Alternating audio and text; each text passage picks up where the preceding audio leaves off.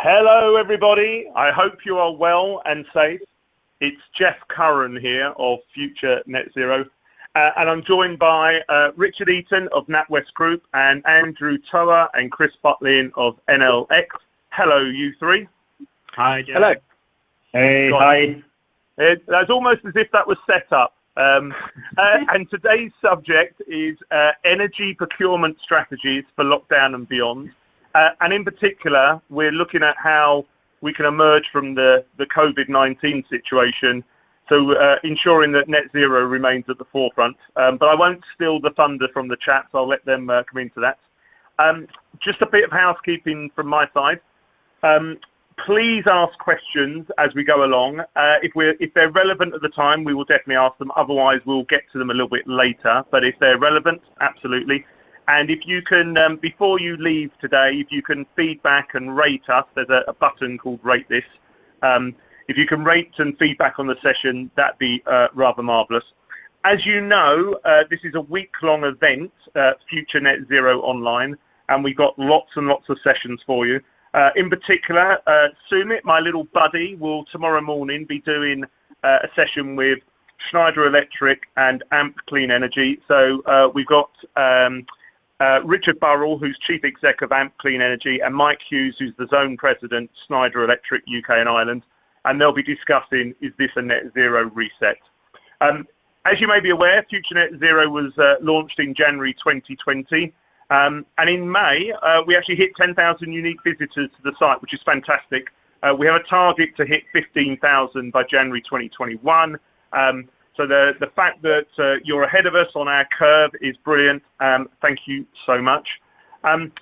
We've also been running a survey recently and some really positive findings that 73% of respondents believe COVID-19 has not affected their net zero ambitions. And actually 79% think that this is the perfect opportunity to capitalise on their net zero plans.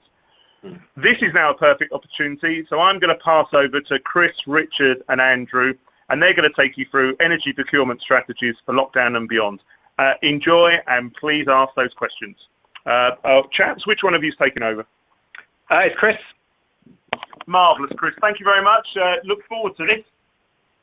Thank you, Jeff, and thank you, Future Net Zero, for the opportunity to share our views and experience with you. I hope everybody out there is well. And I hope you enjoy what we have to say today. As I said, I'm Chris Butlin and I work for NLX.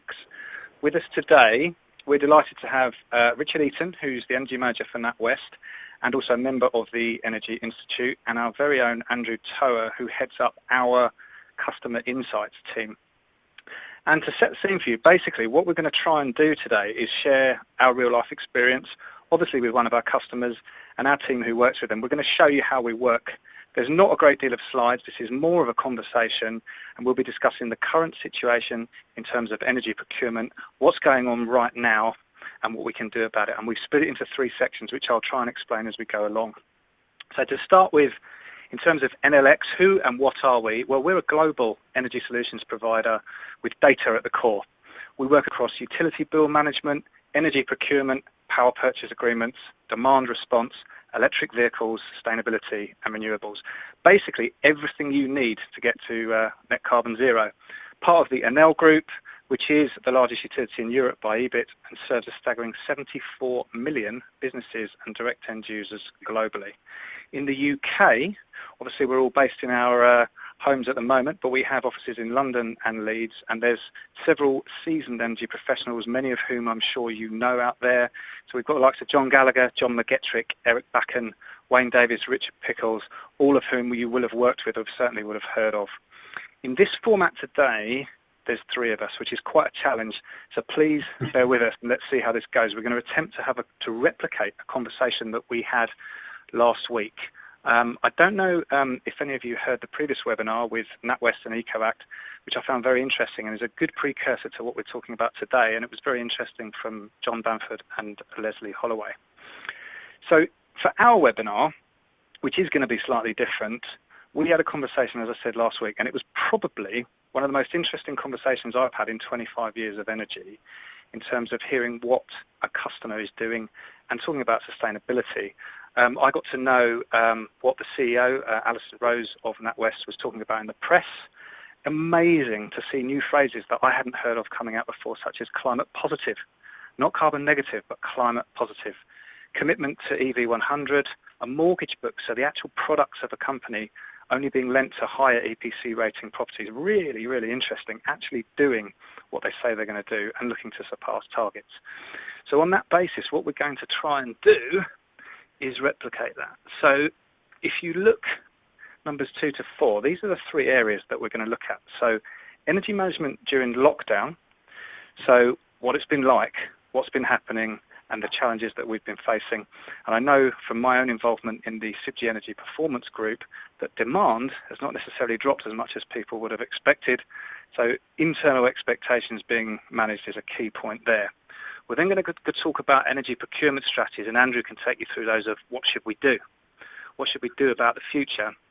And then some positives to end on in terms of emerging from the crisis and sustainability and the targets for 2050. Is this a chance for a reset? Excellent piece that I heard yesterday in the morning on this format was everything is a science-led approach now, given what we've seen with COVID. And that would be amazing to think we could do that, because some of the stats I was reading this week saying a 5% decrease in global CO2 emissions in Q1 of this year compared to last. Now, I don't know the ins and outs of that, but it sounds a very positive way to look at this, and there must be some impact from what's been going on with COVID. I also found the Future Net Zero surveys very interesting, and if you haven't seen them already, have a look at those, because in there, again, is grounds for positivity. So we've got 40 minutes for this, approximately, and what we're going to try and do, we may have some interjections with Jeff on questions if they're relevant to what those 3 areas are. If not, we'll take them at the end. For the sake of it. Sorry? I'm just going to interject for the sake of it. Yes, absolutely, and please do, and I thought you would. But what we're going to try and do is make it more interactive. This is real, and this is stuff that we're dealing with on a daily basis, so it's quite interesting. Final point from me is, in these unprecedented times, I keep hearing the word unprecedented, so I did something that I've never done before. I looked at, not Google, but a book made out of paper, and I looked up the word unprecedented. And the word that I liked the best that compared to that was only 3 letters, and that was new. So for us, and what we're going to hopefully get through today, it's a new future potentially, new ideas, new possibilities, new opportunities. So if we could go back to question, or the point 1, which is energy management during lockdown, and if I can hand over to Richard, basically start talking. How's it been for you? Thanks, Chris. Yeah, it has been unprecedented. It most certainly has been new. I only joined NatWest at the beginning of the year, January. So very quickly, having come into the bank, although I was aware that NatWest and RBS as a group had a great track record in terms of climate change commitments and energy management. It wasn't until I actually joined the bank I realised just how ambitious those targets were. And not only in terms of what we as a bank do in terms of our lending and our lending into things like the sustainable energy sector, but also what we're doing around our own carbon footprint as well. So energy management during lockdown, when I thought of this, some of the key points, some of which you've already touched on, was initially around managing expectations. We very much, the net zero ambition for the group by the end of 2020 remains in place, and as such, because of the impact of coronavirus, some of our programs have been halted and they're in hiatus at the moment. So some of our capital investments into our offices and our branches and our data centres aren't proceeding as we had initially planned at the beginning of the year. So we actually have a 10% energy reduction target to hit by the end of 2020. And as you can imagine, because those other programs, capital investments are halted, obviously everyone's attention has turned to, okay, well, what are we seeing? What is the energy impact of the lockdown? And so a lot of questions coming from a lot of quarters within the bank to me and to other members of the environment team in which I work in. I think for me, that's led to very much an increase in the frequency of reporting and the analysis that we have had to undertake as a team to essentially meet the demands coming from internal stakeholders within the bank. So we have obviously worked with yourselves at NLX to facilitate that, and also internally as well. We've been doing a lot more reporting using our half-hourly data that we have to understand where energy is going across our different product lines, because as a bank, our portfolio, our property portfolio, is simply at a high level broken down into our offices, our branches, our data centers, and then, for example, another category which would include things like ATMs and one-off sites that we have, more unusual sites that we have. But basically, at a high level, offices, branches, and data centers. Now, it's each of those what we call product lines. We've seen a different approach to trying to forecast what energy might do. So in the offices, it is unprecedented. We've had circa 50,000 employees now working from home. That's globally, by the way, not just in the UK and Ireland. And yeah, that's our offices. They've not been mothballed as such as we might do if we were looking to sell a property. But energy consumption has gone down. But we've had to be very careful and very keenly looking at whether there remain people within the buildings. It's not just a case of a building is totally unoccupied. There may be a small occupation in that building remaining, and we've had to adjust the BMS of those properties to ensure that those people are kept healthy and safe within our office environment. Branches have really reduced energy consumption in terms of the fact that the branches are not open for as long. So when lockdown first started, we took decisions to reduce opening hours to protect our staff. So we've seen energy reductions associated with that. And we didn't know what was going to happen in the data centers, to be honest. Obviously, we have a lot more colleagues now working from home. So, using VPN and other such, IT solutions to facilitate that. And we weren't sure, what that was going to do in terms of our IT loads, and obviously associated with that, where the energy consumption might go. And actually, throughout this, that has stayed pretty much as a constant. So yeah, it's certainly been complex in looking to try and forecast what the energy consumption of those different product lines is going to do. Well, would you say data has been key? Data has been key, and actually, do you know what? It's we as a bank, we do have a large coverage of half-hourly meters, and we do have a large coverage of AMR as well, but it's by no means 100%, and so that has sort of flagged up a need for us to, in terms of when we're looking at volume rather than say percentage reductions. When we're looking at volume, we obviously have needed to extrapolate those figures to be representative for the whole estate, either in the UK and Ireland or indeed globally. Yeah, and if I can bring Andrew in, how's it been for you? It's been interesting. It's been a challenging period in a lot of respects. Not least, everybody working from home. Although I think that for our industry is relatively easy to overcome. I think the level of engagement has really gone up, which has been a really good thing in terms of working with the customers. but also challenging to step up to that. And to your point about data, I think it's been really interesting to look at how the situation has played out across the estate, looking at the impact of different property types. It's quite a diverse portfolio at the bank. So things like data centres, as you can imagine, have not been hugely impacted from an energy consumption point of view. But as Richard said, offices, branches all seeing a different level of impact. And I think that the interval data has given us a good insight into what's happening from a consumption point of view. We've had to do a lot of work also around utility bill data. Right.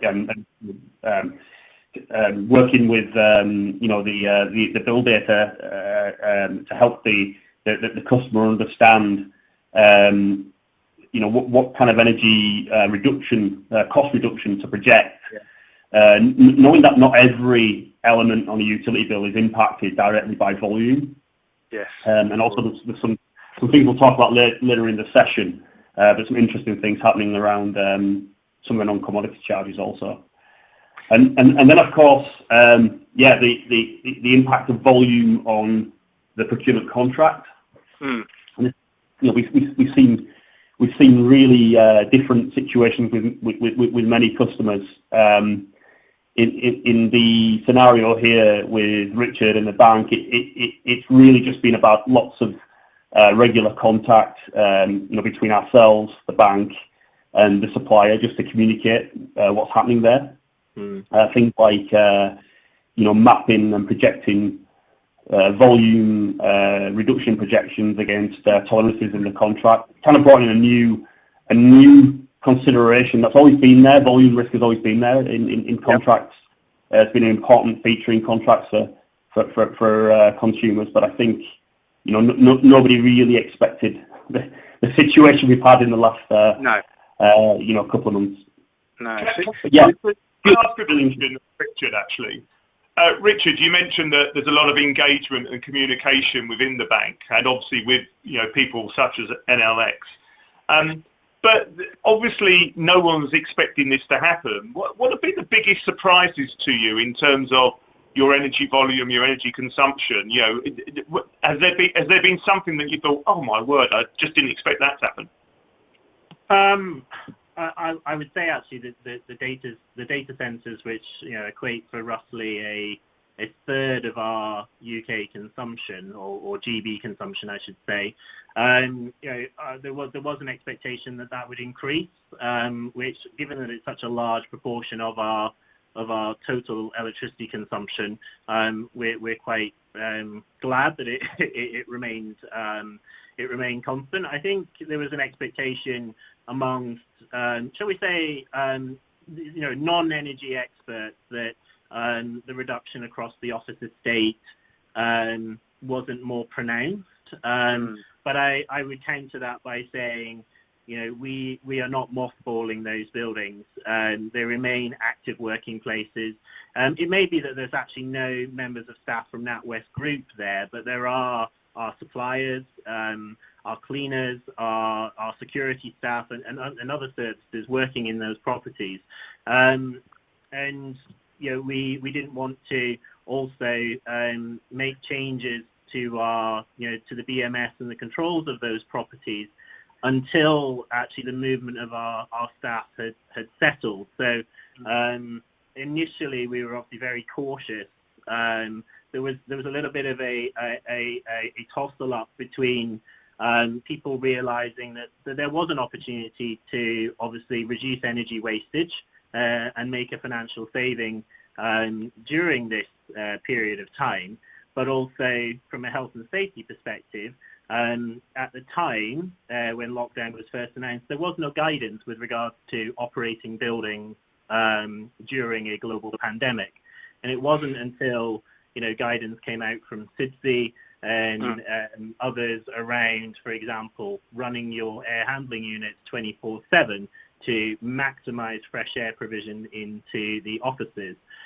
So we didn't want to make those changes until those formal guidelines were there. because at the end of the day, energy does come second to the health and safety of people that work in our building. Yeah, that's actually a really interesting point, because I would have assumed, oh, you don't need that on because you haven't got that many staff. But actually, from a COVID-19 and keeping people safe, you can see it makes perfectly good sense. But then you've got to communicate, hey, we're spending money and energy on that. Yeah, absolutely, and it's been more than offset by reductions that we've seen in other areas of the office and the other services and consumption associated with those. So overall, it has been a net reduction, but certainly not as significant, I think, as some people initially expected. I think maybe people thought you'd be seeing a 50+% reduction in the energy consumption, and actually a building consumes a lot of energy just by being there. Even if it's empty or not. For example, a large glass building, unless you put the blinds down to minimise solar pickup, then the HVAC units will kick in once the upper temperature limit has been hit. So we try to do some of those simple things, such as making sure the blinds are closed, things like that when properties have been vacant, but then also utilising the smarter stuff, our BMS that we have across most of our offices. Excellent. So in terms of energy procurement strategies, moving on to the second part of what we're talking about today, and I'll throw this one at Andrew. What should we do, Andrew? That's a good question.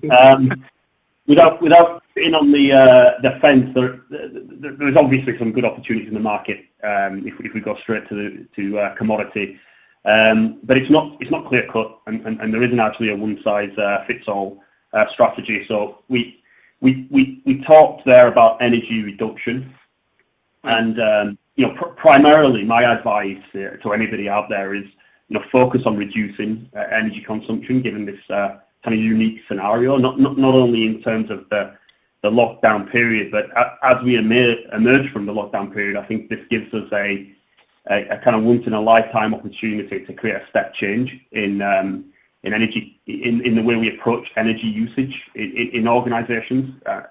Certainly, Richard and the team at NatWest have put a lot of effort into doing that. But of course, in the context of procurement strategies, energy volume is really important. I talked about how it's kind of risk that's always been there, but maybe being a little bit lower down the order in terms of focus than things like commodity prices and market opportunities. Yeah. It's really important that end users, that business users, are very aware of how volume is dealt with within their procurement contracts. So we've seen a lot of situations in the market where industries that have had to kind of shut down completely, for example, are falling foul of volume tolerances within contracts, which often effectively requires a business to sell back unused energy in effect at prevailing market rates, which of course, because of the pandemic, are now lower. So what we need to have out there is a real focus on expected energy consumption over this next several months, which are going to be important. But also realistically, do we go back to pre-COVID levels of consumption? And it's important that we consider that as we're setting up new contracts or recommunicating profiles to suppliers, etc. So data again, isn't it? Data and forecasting, accruals, that type of stuff, and it's a real kind of granularity in what's going on future-wise. Absolutely. I've just got a slide that we'll move on, so I think I can do it, Chris, right? Yes, you can. Yeah. Well, you should be able to. If not, it's Jeff's fault. Yeah. Hopefully that changes. We didn't want to include too many slides, today. But the obvious questions that we get asked is now a good time to purchase energy, and considering the kind of flag there around volume and being very aware of the volume that you're purchasing. Broadly speaking, there's some really good opportunities in the market to accelerate some of your purchasing, whether it's bringing some hedging forward. If you're not in contract for future periods, you should be looking to get into contract, so you've got that coverage and the ability to lock in if it's a flexible contract, or if you are on a fixed price deal and not able to access flexible contracts, then we're in a very good period now to lock in energy savings. Obviously, very challenging to think about that when customers don't have foresight on volumes. But there's a lot of industries out there that do have some certainty around energy volumes.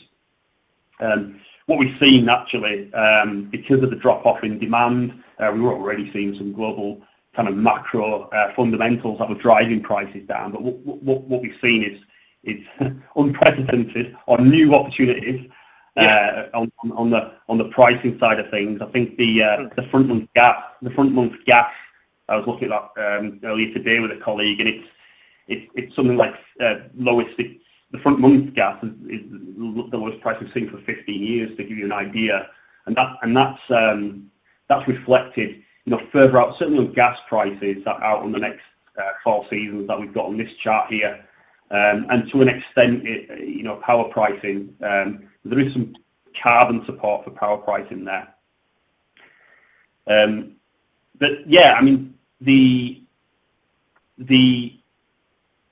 other item that I would just raise is just be aware of, there are things changing on carbon pricing, which is one of the fundamentals supporting certainly electricity pricing. I mean, only this week the UK government announced the plans for the new carbon trading scheme, which will potentially replace the EU ETS, and there are some schools of thought that carbon pricing could be a real driver for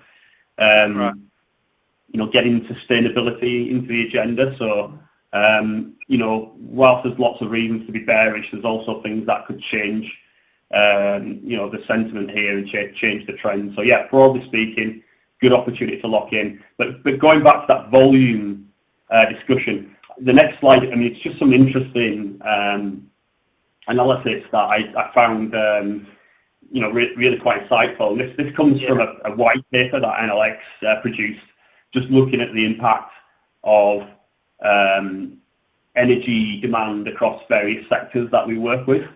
I mean, in one respect, there's no surprises here. When you look at the industries that have been impacted the most, I've seen the biggest reduction in demand.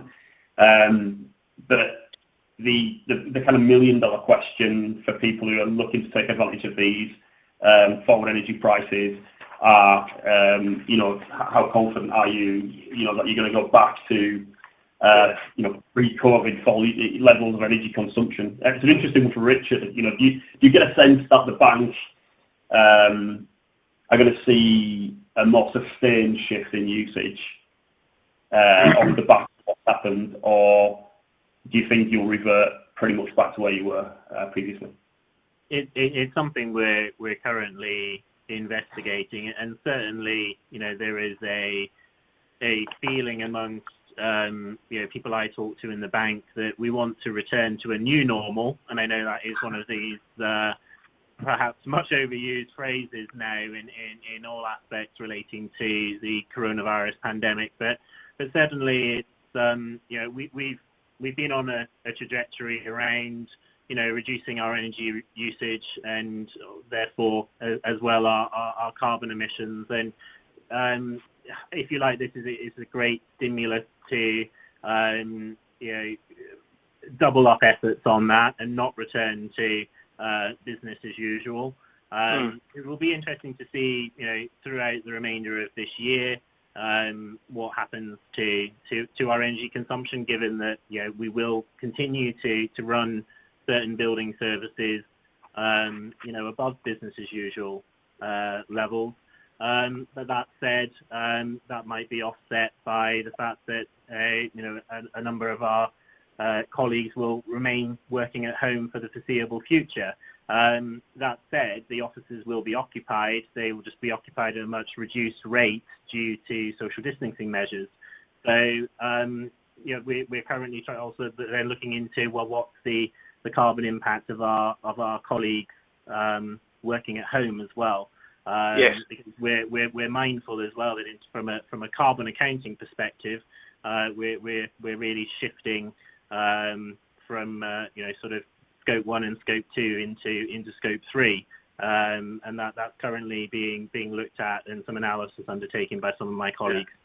I think many companies are doing the same, and my power bill's definitely gone up. And I'm not sure if that's all the kids on their iPads, but I think as well with that graph, Andy and I were looking at this morning, if ever anyone wants to see Maslow's hierarchy in action, there's one for you. I mean, literally, the world cannot do much, but look at what the needs are, and it's all about the basic needs. So I thought that was fascinating. It's a little bit scary. There's a couple of relevant questions here, which I'll grab you for now, if you don't mind. So someone's obviously wanting a very direct question and answer. So basically, what you were talking about, buy now, lock in for 24 months. Yes or no? Yeah, well, we need to understand a little bit more about the nature of the customer and the industry. But yeah, now is a good time to buy. But just that volume risk is very much there. So if this is somebody who is in one of these industries that clearly have not been affected by the lockdown, has confidence in volumes, locking in is a good thing to do. Yes.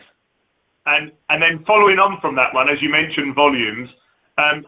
If the energy volumes until 2023 have been purchased earlier on high commodity price compared to today's market, what are the opportunities to take the advantage of today's commodity price, considering that for our facility, about 70% of future volumes are purchased already? Oh yes, that's a nice question. That suggests that the customer's in a flexible type contract, and I mean certainly we recommend a portfolio managed approach for a customer. So the opportunities are there to obviously capture some of this benefit in the remaining 30%, depending on the type of contract. The challenge with the 70% that you've locked in is because the market prices are now depressed. Even if you had the opportunity to unlock and sell back, there wouldn't be a very good reason to do that.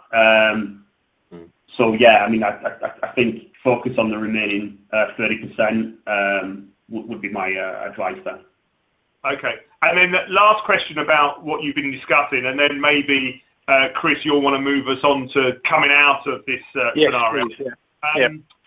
This last question was, do you foresee an increase in non-commodities which will negate the benefit of fixed pricing, obviously the lower commodity prices that we've got? Yes, I mean, I've actually got a slide. I mean, not that the slide itself is telling us much, but it was the kind of second part of discussing procurement strategies. Commodity is, at best, 46%. By my sort of analysis of a typical I&C customer's energy consumption. If we think about the way market prices have dropped, it's probably a low percentage. So the focus, and then I'll come on to answer the question directly, but the focus of any energy procurement strategy needs to be balanced now far more towards actively managing these non-commodity costs. There's a bunch of ways that you can do that. We've talked about this for years in the industry, and customers that that have had greater and lesser success in getting hold of those costs. But there's still time of use cost elements in there in the distribution charges, albeit that's been weakened somewhat with the way that the charging structures changed last year. But there's still opportunities to move demand there and reduce cost. We'll be coming up upon triad season before we know it for the 1920 season, and although that non-commodity charge itself is going to change at some point in the future. There are still opportunities to avoid that cost on your energy bill.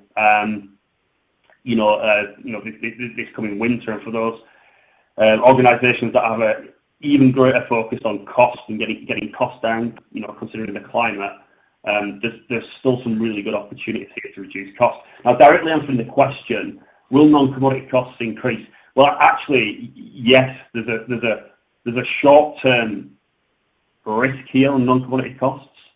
There's also a longer-term potential for the trend to continue to increase. But in the short term, because volume across the country has reduced so much with all these industries in lockdown, there's less. A lot of these non-commodity costs are socialised across the entire market's energy consumption. Yeah. Because consumption is reduced, it's going to push these rates up, and we've seen that very recently. Low Carbon Contracts company that administer the contracts a different scheme, which is a big outlay on the bill, have restated. They've confirmed that their interim levy rate that they published is not going to be high enough.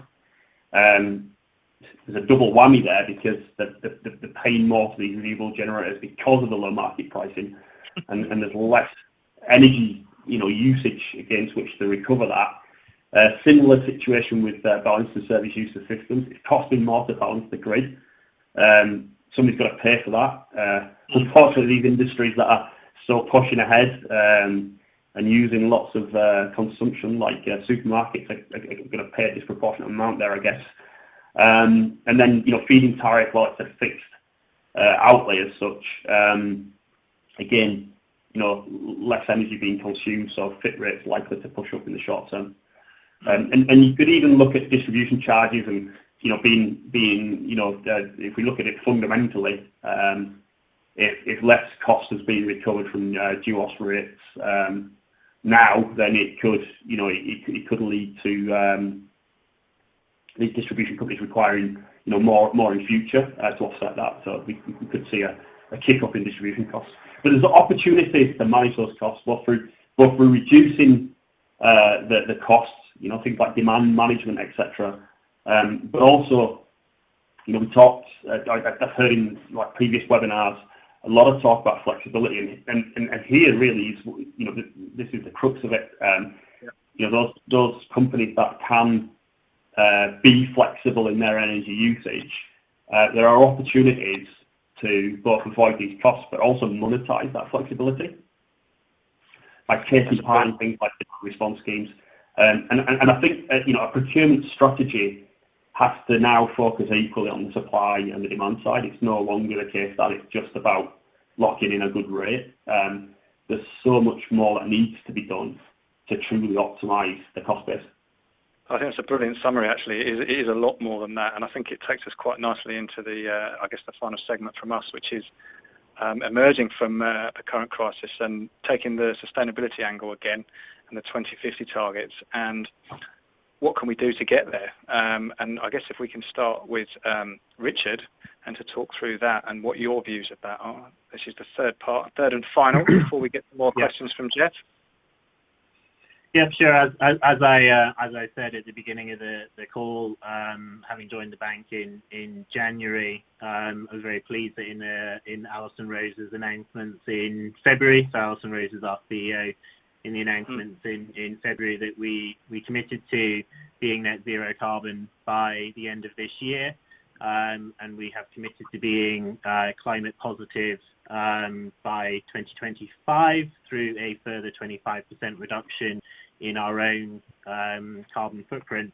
I can see you have our targets there on the slide, so I won't go pour over that in detail. But also, as a bank, we were jointly the first organisation to sign up to all three of the climate group's commitments. So RE100, EV100, and also EP100, which doesn't make it onto there, but energy productivity is obviously key as well in terms of managing emissions and managing costs. So in terms of emerging from this, really nothing has changed in terms of those commitments. we press ahead where we can. Maybe looking at the different programs, obviously we've had to sort of endure a short hiatus on things like looking at undertaking EV surveys. So we're looking to install 450 EV charging spaces by the end of 2025, and then 600 by the end of 2030. Obviously, these sorts of surveys are non-essential. But we, in the background, have been getting on with what we can. So, for example, under RE100 and our commitment there, we already purchase our electricity on a renewable tariff in GB. We have done for a number of years, and that's very unlikely to change. But as a bank, we are currently looking into the option of looking at a corporate power purchase agreement, so commonly known as a PPA, and that is stuff that we obviously can continue to focus on during this time, and will stand us in a good stead once we emerge from this current situation. Yeah, I must say the reading that I did and your CEO's point, I think it was on the 14th of February, wasn't it? I remembered it through Valentine's Day. It's one of the best things I've read in energy, and I'd encourage anyone to read it. I think it was on ed.net, and it was incredible, just the list of what was going on. It blew my mind, really, and the fact that this is still top of the agenda and will continue to be, I think, is brilliant. Andrew, have you got anything to add? No, Chris, did you just mention a competitor? I'm very upset. I'm allowed to. You're all very good. Yes, okay. Oh, you've all been very good. Actually, while we've got you on the PPA side, and this is probably for Andrew, there was a question about, bear with me, coming out of lockdowns, you see corporate PPAs continuing to increase in popularity and start to become relevant to smaller I&C users. That's a really good question, actually. We've been looking at the PPA space in detail in the context of COVID-19. I think eventually, yes, for sure. I think corporate PPAs will continue to be more popular.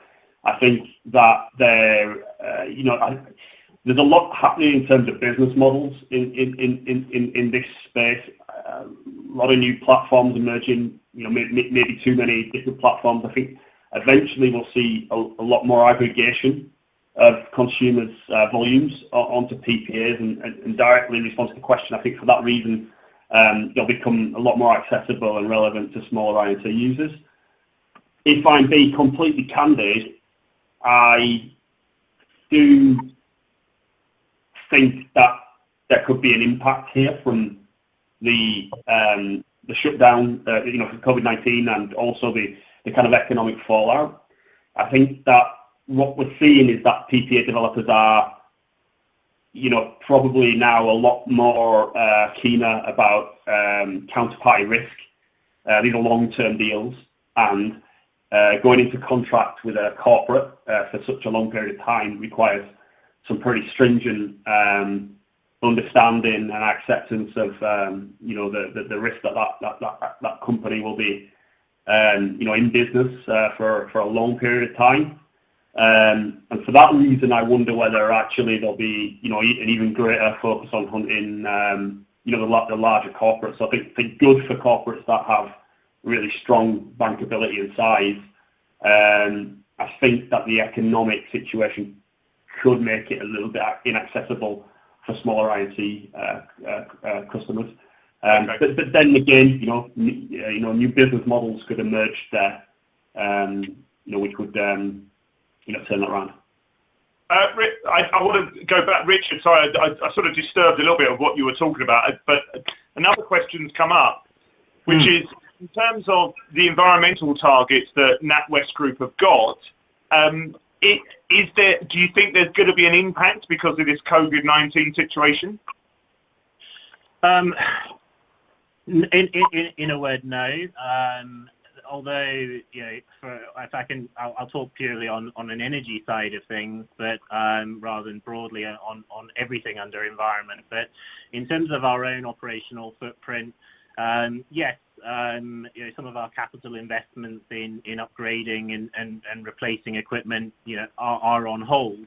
And so those savings might trickle over into next year rather than having the full impact that we anticipated for this year. But I expect that will be offset by the reductions that we have seen and continue to see during this time. And at the end of the day, our targets are to 2025. I think everyone who's listening hopes that we won't still be in a global pandemic, certainly next year, and let alone by the sort of end of 2024. And so, no, I think that those targets remain steadfastly in place.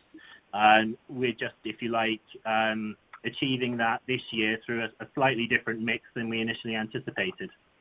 No, that's good. That's a good answer. And actually, from slightly earlier, but I think it's relevant now. Someone said that the lack of significant energy downturn in your offices, does that suggest a high level of baseload reduction opportunity, or is it actually something that you can't deal with? What are your thoughts on that? It probably does represent a high baseload, but as I mentioned before, we're not mothballing these buildings, so we're not turning off pumps and water systems and other systems in the properties because, well, no one knew for exactly how long we would be in lockdown. Bringing some of those systems back online takes significant amounts of time and actually presents significant risks of unfortunately on restart things going wrong. I would also say as well, in terms of our buildings, the NatWest Group has obviously lots of different brands that you'll be familiar with, but also our colleagues work very much sort of different working hours. So if I can just take one of our London buildings that I'm very familiar with, our sort of London head office on Bishopsgate. That building is managed from a services perspective through 4 vertical cores that provide all of the services to the different floors. It's an 11-story building. We've had people throughout the lockdown period occupying that building. Obviously, at very reduced numbers. We've typically been seeing sort of less than 200 or even less than 100 people in a building that would normally have 1,500 plus people in it. But of course, because it's operated on a vertical basis and we've been occupying it on a horizontal basis, the entire building has to be fully operational. But at the same time, we need to be incredibly aware from a health and safety perspective that people were socially distanced. So it wasn't a case of the fact that we could say we need to cram everyone into this particular part of the building. And as I say, and as I stressed earlier, health and safety does take a precedent over energy and energy consumption. So yes, it does represent a high baseload, but I think we know that and we're happy to accept that given the circumstances. And actually, that's a really good point, because actually when we move out of lockdown and we start easing and everyone starts going back, we're going to have offices with less people, but with social distancing being part of it. So actually, we're going to see some of the same stuff, aren't we? Well, yeah, and if as the point was made earlier, our buildings will be operating fully with a much reduced occupancy, and a lot of our colleagues will be working from home, and we're currently trying to estimate what we believe the energy consumption and carbon emissions associated with our colleagues working at home is. So actually, it presents a challenge to us that actually coming out of this, carbon emissions as we report them, both internally and externally, could go up.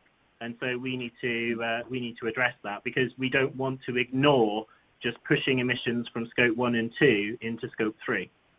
Yes, so it's weird, isn't it? Because you're right, you'll have people using more electricity and gas at home. Mind you, they won't be then travelling on public transport or cars or whatever. Oh my, yeah, you've got a hell of a job, and I'm glad I'm not doing it. Well, hopefully that'll be offset a little bit by the fact that business travel will certainly be down as well. We've certainly seen a significant reduction in emissions associated with business travel as well. Cool. Now, I sort of took over a little bit there, Chris, and I'm sure there's a couple of points you want to get across. We've got 10 minutes left, so we've still got some questions. I'll try and get those asked. But Chris, I'll fire back to you for the moment. Yeah, I mean, it's just literally just a quick wrap-up. I think we were ready for the questions, and I think if we can use that time, I think we've got 10 minutes. I know we've got a lot of questions. If we run out of time, obviously everyone knows who and where we are, so please get in touch. But if we can carry on with the questions, Jeff, that'd be great. I'm seeing them coming in, and they're bang on topic, so if we could carry on.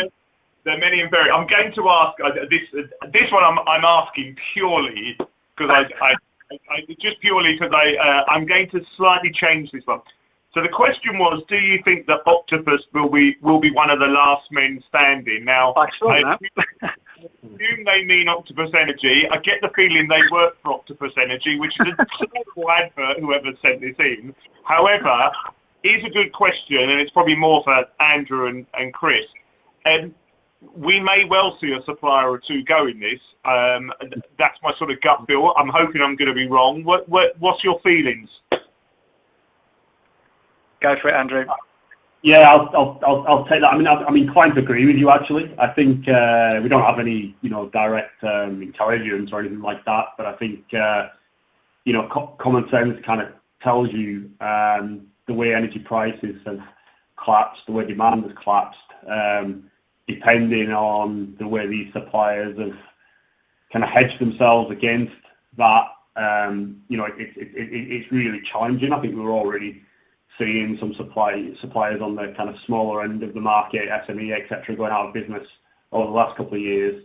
I would not be surprised to see more. And kind of one of the notes I had, as I was thinking about energy procurement strategies in lockdown for those customers that are going through renewals or competitive RFP processes, certainly evaluating the suppliers that you're inviting into those processes is going to be very important. But Octopus are a good company. They supplied me personally at home up until last year. Right, okay, so you take the answer. Right. Actually, I'm going to throw back to Richard. Richard, yes. You mentioned about the data centres, about a third of your consumption's data centres, and you were surprised that it didn't go up more in this time. But someone did ask, is that third, is that renewable energy? How much renewable energy are you using? So all of our, so the 3 data centres are in GB, so England and Scotland.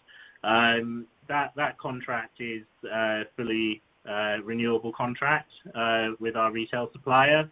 So yes, that is renewably generated electricity that we consume in our data centres. Yes. Oh, is it? Right. Okay. And I assume that was a policy or a requirement from the banks from the bank side, was it? It predates my time with the bank, but very much obviously part of our commitments under RE100.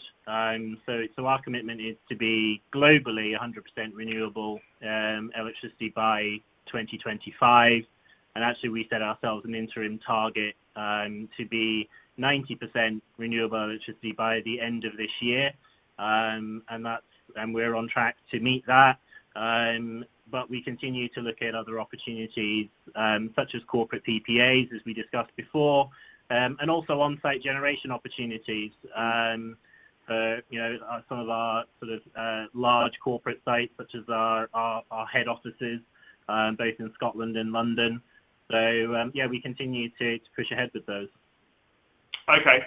I've got one from another energy manager here, and this looks like it could be quite long-winded, so I do apologise.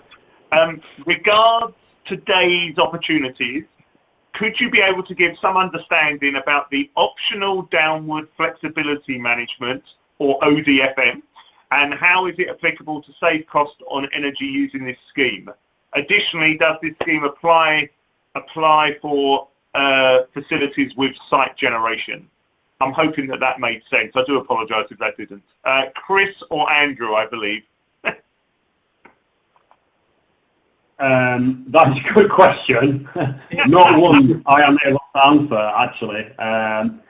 So whilst as a business we are heavily involved in flexibility and see a really strong link between procurement and flexibility, the specifics of that scheme certainly is not something I'm off there with. We can, unless Chris can answer. If we can get hold of Anna there, we can give him a shout on that and get back to him. I know he's from someone that we work quite closely with anyway on the list. Absolutely. Brilliant. Yeah. So look, we'll Amir, who that question, we'll get back to you. We'll make sure that the guys get back to you on that. Chris, a question for you. So they obviously realised how technical you are. Are you ready for this? You mentioned that you're on a green tech agreement where the purchase electricity is 100% renewable. Accordingly, is it appropriate to say that your facility is carbon neutral, and how would this be ensured other than the REGO certificate provided from the supplier? So, Chris, I'll throw that one to you. And on the basis we've only got 4 minutes, you do have to answer this fairly quickly. All I would tell you is that's not for me. I don't know who asked that, but that wasn't me that was saying that. I think that... Sorry? I think it might be for Richard. You're right. So Richard, yeah. I did read that and thought that was probably more directed at me. But I was willing to throw Chris under the bus for it. But obviously the electricity provision into one of our offices is only part of the emissions associated with that property. So no, I don't think we would necessarily just say on the basis of that the property is carbon neutral. However, what we're doing as a bank is looking at all of the environmental impacts of our estate, and where we obviously can reduce consumption, be that energy, be that waste, be that water, then we will do. And what we can't, we are looking to then offset through the purchase of carbon offsets, and we'll continue to do that annually to ensure that we are net zero carbon by the end of this year and climate positive by 2025. That's how we'll do that. So no, obviously energy is just part of the carbon picture, but we are looking at it holistically. Okay, Richard, I've got another question for you, but just before that, if you get an opportunity, please rate, as we're very much coming to the end of the session, if you can please rate us, that would be fantastic. Richard, there on your slide, there's lots of ISOs on there. Does your ISO stuff include ISO 24001 sustainable procurement? I'm going to plead being still relatively new within the bank and not being aware. I mean, we do have a separate supply chain services team within the bank that I work closely with and colleagues within that team. I could take that away and ask them, but off the top of my head, I'm not aware of whether we have ISO 24001. No. That's marvellous. We'll get back. Very quick question for whoever. Someone joined the earlier webinar, which also included NatWest. They found that really useful. I think they're enjoying this one. Would be good to know the Invisi, which I think is the system that was mentioned, and NLX, are they integrated? Does anyone know? Yes, they are. We feed data into the Invisi system, and actually we're quite integrated with the EcoAct team also. So it's very much been an integrated approach, across all aspects of energy, procurement and energy management. So yeah, I also enjoyed the presentation earlier from John and Leslie. Yeah.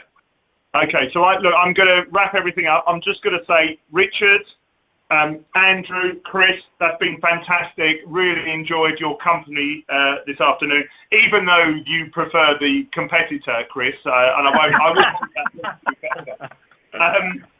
Can I just say thank you very much to the audience. Thank you. If there are any questions we haven't answered, we will get back to you. Chaps, if you'd like to say goodbye.